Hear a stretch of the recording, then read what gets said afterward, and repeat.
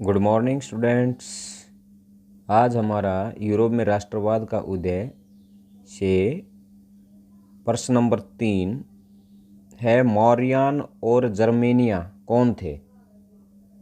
जिस तरह उन्हें चित्रित किया गया उसका क्या महत्व था? देखो, क्वेश्चन स्टार्ट करने से पहले मैं आपको बता देता हूँ कि भारत देश है, इसको चिन्हित करने के लिए या इसको चित्रित करने के लिए राष्ट्रवादियों ने इसे भारत माता का दर्जा दिया था। जब हमें अंग्रेज़ों के गुलाम थे तो भारत माता की तस्वीर या चित्र को बेड़ियों से जकड़ा हुआ दिखाया गया था। जब आज़ादी प्राप्त हुई तो इन राष्ट्रवादियों ने बेड़ियों को तोड़ दिया, यानी टूटी हुई बेड़ियाँ किसका प्रतीक थी? आज़ादी का प्रतीक थी।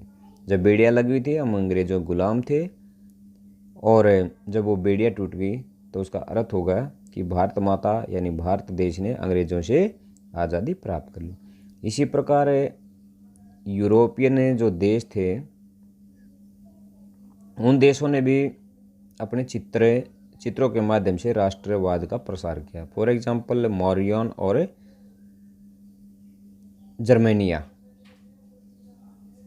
तो ये 18वीं और 19वीं सदी के फ्रांस और जर्मनी के कलाकारों ने अपने राष्ट्र को एक मानवीय चेहरा देने के लिए कृतियां बनाई। मानवीय यानी मानव का चेहरा देने के लिए कृतियां माने तस्वीरें, चित्र बनाए। उन्होंने ये कृतियां नारी वेश में बनाई, यानी औरत के वेश में बनाई है। मारियान की तस्वीर फ्रांसीसी गणराज्य का प्रतिनिधित्व करती थी। जो मारियान की जो तस्वीर थी किसका प्रतिनिधित्व करती थी? फ्रांसीसी गणराज्य का, फ्रांस के और उसके राज्यों का। और जर्मेनिया, जैसे नाम से प्रदर्शित होता है कि तस्वीर विभिन्न नारी रूपकों में जर्मनी गणराज्य का प्रतीक करती थी। जर्मेनिया किसका प्रतीक करती थी? जर्मनी गणराज्य का। और मारियान की तस्वीर किसका प्रतिनिधित्व करती थी? फ्रांसीसी गणराज्य का। अब इन चित्रों का महत्व, यानी एक राष्ट्रवादी, सबसे पहला एक महत्व हम दे सकते हैं कि जो राष्ट्रवादी विचारधारा को बढ़ावा देने के लिए एक भावनात्मक संदेश भी होते थे, जिसमें लोगों के अंदर राष्ट्रवादी विचारधारा को बढ़ावा मिलता था, एक जोश पैदा होता था। तो इनका महत्व है। इन चित्रों के चिन्ह भी स्वतंत्रता और गणतंत्र के थे। गणतंत्र का मतलब होता है लोगों का अपना शासन। लाल टोपी, तिरंगा और कलघी। लाल टोपी किसका प्रतीक है? स्वतंत्रता का प्रतीक है। तिरंगा राष्ट्रीय ध्वज है और कलघी शांति की चाह का प्रतीक है। ये इनका संबंध किससे? फ्रांस से है।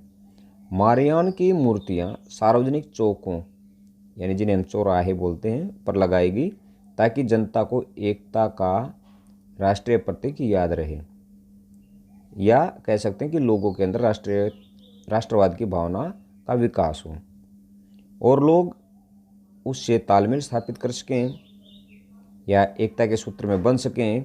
मौर्यन की तस्वीर सिक्कों और डाक टिकटों पर अंकित की गई। इसी तरह जर्मेनिया जर्मन राष्ट्र का रूपक बन गई। तो साइड में दो तस्वीर दिखाई गई हैं। 1850 का डाक टिकट है, किससे संबंधित है इसका? मौर्यन की तस्वीर बनाई गई थी जो फ्रांसीसी गणराज्य का प्रतिनिधित्व करती है। अब 1848 में चित्रकार फिलिप वेट ने जर्मेनिया का जो चित्र बनाया है, चित्रकार ने जर्मेनिया के इस चित्र को सूती झंडे पर बनाया, चूँकि इसे सेंट पॉल चर्च की छत से लटकना था, और जहां मार्च 1848 में फ्रैंकफर्ट संसद बुलाई गई। तो यहाँ पर इम्पोर्टेंट बातें हैं इसके अंदर कि जर्मेनिया का जो चित्र है वो कपड़े के ऊपर बनाया गया था और इसका निर्माण 1848 में किया था। जो ऊपर तस्वीर थी हमारी 1850 का जो डाक टिकट है वो मारियन की तस्वीर से बनाई गई है। अब इसके बाद हमें आते हैं क्वेश्चन नंबर 4, जर्मन एकीकरण की प्रक्रिया का संक्षेप में बताएं। यानी जर्मनी का एकीकरण, जर्मनी में राष्ट्रवाद ने जर्मनी को एक करने की जो प्रक्रिया थी, वो विधि थी, या किन किन विषयों से होकर उसको गुजरना पड़ा था, उसका हमने संक्षेप में बहुत ही कम शब्दों में इसका वर्णन करना है। हमने इसके बारे में पढ़ा कि जर्मन के मध्यवर्गीय लोग यानी जो सक्रिय नागरिक भी थे, 1848 में जर्मन महासंघ के अलग अलग क्षेत्रों को जोड़कर एक निर्वाचित संसद द्वारा शासित राष्ट्र राज्य बनाने का प्रयत्न किया था।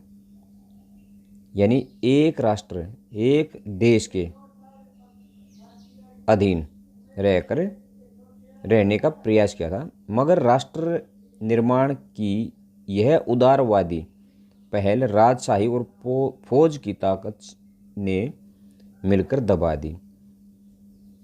उदारवादी क्या था? पुराने, यहाँ पर एक शब्द आया उदारवादी। उदारवादी का मतलब था कि पुरानी परंपराओं पर चलते हुए परिवर्तन करना।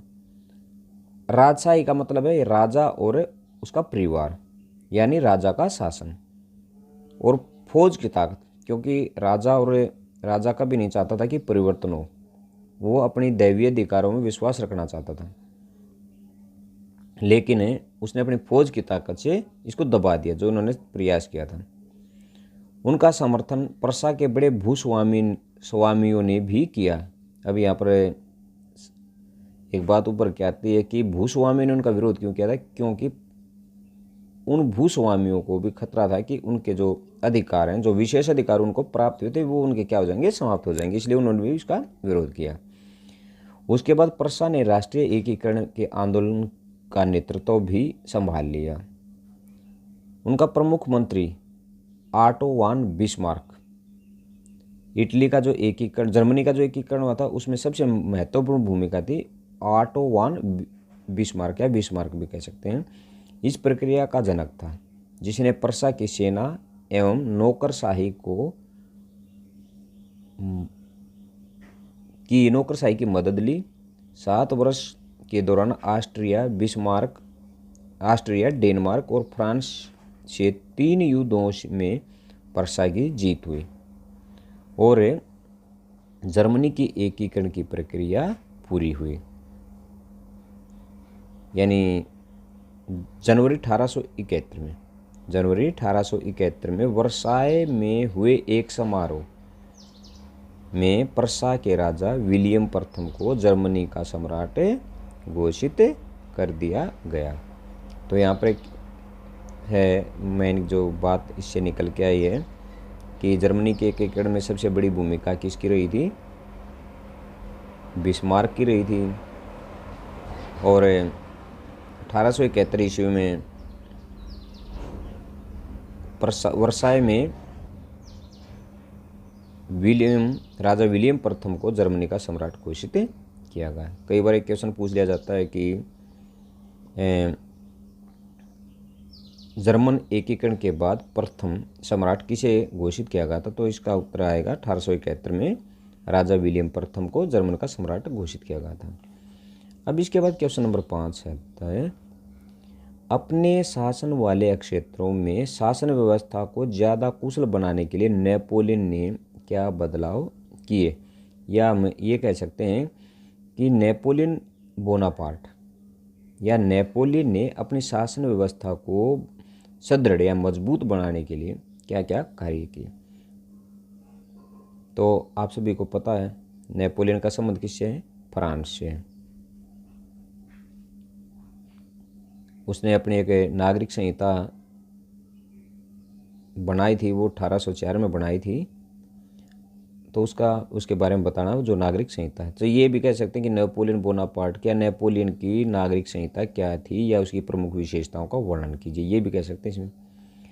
तो अपने शासन वाले क्षेत्रों में शासन व्यवस्था को ज़्यादा कुशल बनाने के लिए नेपोलियन ने 1804 में जारी नागरिक संहिता के माध्यम से निम्नलिखित बदलाव किए।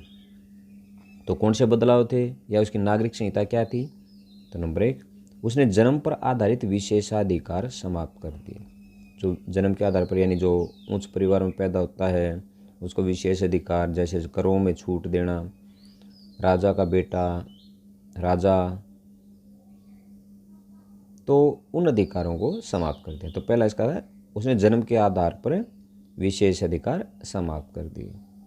नंबर 2, कानून के समक्ष सभी बराबर, संपत्ति के अधिकार को सुरक्षित बना। तो दूसरा पॉइंट क्या है, इसके अंदर हम 2 पॉइंट भी अलग कर सकते हैं। नंबर 1, कानून के समक्ष या सामने सभी बराबर हैं, और नंबर 3 में हम कह सकते हैं कि उन्होंने संपत्ति के अधिकार को सुरक्षित बनाए रखा। नंबर 3, उसने अपने नियंत्रण वाले क्षेत्रों, जो उसके अधिकार क्षेत्र में थे, डच गणराज्य या गणतंत्र, स्विट्जरलैंड, इटली और जर्मनी में प्रशासनिक विभाजनों को सरल बना दिया। नंबर 4, सामंती व्यवस्था को खत्म कर दिया गया। सामंत, जो बड़े बड़े सामंत होते थे, जो राज कार्यों में अपनी भूमिका निभाते थे या हस्तक्षेप करते थे, बड़ी बड़ी ज़मीनों के मालिक होते थे, उनको क्या कर दिया? समाप्त कर दिया। और किसानों को भूदास हटाओ, यानी जो भूमि के ऊपर जो काम करने वाले दास होते थे वो किसान होते थे, और जागीरदारी शुल्कों से मुक्ति दिलाई। यानी जागीरदार जो जागीरों को या जागीरदारों को जो शुल्क या कर देने पड़ते थे किसानों को, उनसे मुक्त करा दिया गया। अब वो स्वतंत्र रूप से खेती करने लगे। नंबर 5, शहरों में भी कारीगरों के श्रेणी संघों यानी कारीगर संगठन के नियंत्रणों को हटा देगा। फॉर एग्जाम्पल, जिस प्रकार आज हम देखते हैं कि काम करने वाले जो संगठन बना लेते हैं, जैसे हमें हरियाणा की बात करें, हरियाणा रोडवेज कर्मचारी हैं वो अपना एक संगठन बना लेते हैं, वकील अपना एक संघ बनाते हैं, अध्यापक अपना संघ बनाते हैं। तो कारीगर थे, मजदूर थे, उन्होंने भी अपने संघ बनाए हुए थे जो अपने हितों की रक्षा के लिए कार्य करते थे। जो इनके ऊपर नियंत्रण था अब उनको क्या कर दिया? समाप्त कर दिया। नंबर 6, यातायात और संचार व्यवस्था को सुधारा गया। तो आज का हमारा जो विषय थे 3 विषय इसके अंदर पढ़े, तो बाकी के जो विषय हैं उनको कल अगली वीडियो में इसका अध्ययन करेंगे। Thanks, have a good day.